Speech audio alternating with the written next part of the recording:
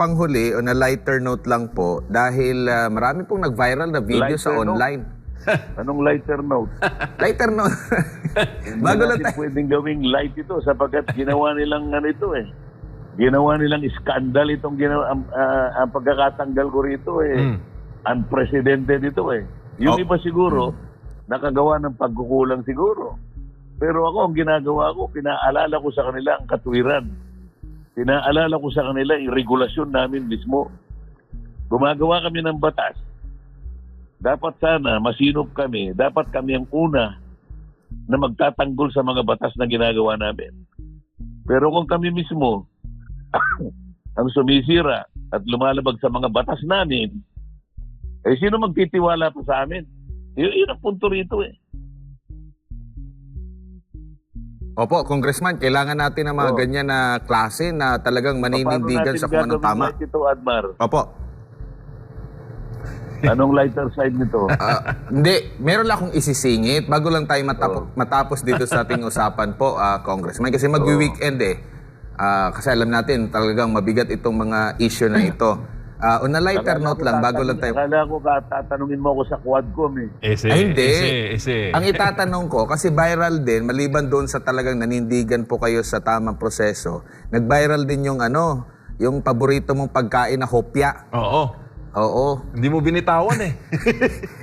Hindi kasi, kaya naman hopya ang kinakain ko. Nahihirapan ako na kumain doon sa naka-plastic na pagkain namin.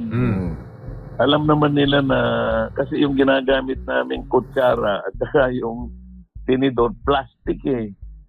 Hindi ko ngayon makutsara yung matigas na karne na nakaano doon, nahihirapan ako. Yung hopya, bukod sa gustong gusto ko yun, malambot at na pwede kong hawakan ng kamay. Yun na lamang ang kinain ko dahil sa nagutom na rin ako eh. Oo. Tsaka yung paglapit ni Congressman Paduano, nakita ko, pag tingin mo sa plastic mo, naubos na yung hopya. Di ko alam kung doon ba kayo sa naubos na hopya, nagalit. Hindi, kasi akala ko, meron pang laman. Ganun pala yun. Wala na. Pero hindi naman ako naiinis doon sa balat ng hopya. Naiinis lang ako doon sa naririnig ko salita sa tabi ko. Hindi naman niya naiintindihan ang pinagsasabi niya. Kong, yung pong lumapit si VP sa inyo, ano bang binulong niya? Ang ganda ng ngiti ni VP eh. Ikaw naman. Ito. Para hindi malaman ng iba, tatanong mo.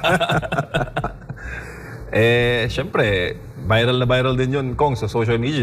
Dalawa lang nilapitan niya partner eh. Pero ang nabanggit niya is kumbaga, kaya, parang, sinabi niya sa press ko na parang kumbaga, wag nang kaya ko na to. Parang ganun yung sinabi niya sa press ko, kung ano yung binulong niya kay dating President GMA at sa inyo po, Congressman. Bahala na kayong mag-conclude. Pero hindi ko pwedeng sabihin sa inyo kung binulong niya sa akin. Kong, panghuli na lamang po, ano pong masasabi ninyo sa isa pong quote nabasa ko ito kanina sa Facebook eh. Sabi, "The only thing necessary for the triumph of evil is for good men to do nothing." Anong masasabi mo dyan, Kong? Mali yung pagkaka-quote mo. Ay, mali ba? Yun. Kay Edmund Burke yun eh. Edmund Burke. Yes, sir. The only thing necessary for evil to triumph is for good men to do nothing. Sabi niya. Yun po ba ay applicable sa inyo pong mga kinaharap ngayon sa mababang kapulungan? Hindi applicable sa akin yun. Tumayo nga ako eh. Yung ibig sabihin kung walang tumayo kahit isa.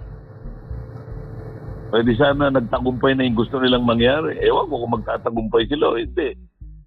Pero habang nakapagsasalita ako, nakakatayo ako, sasabihin ko gusto ko sabihin.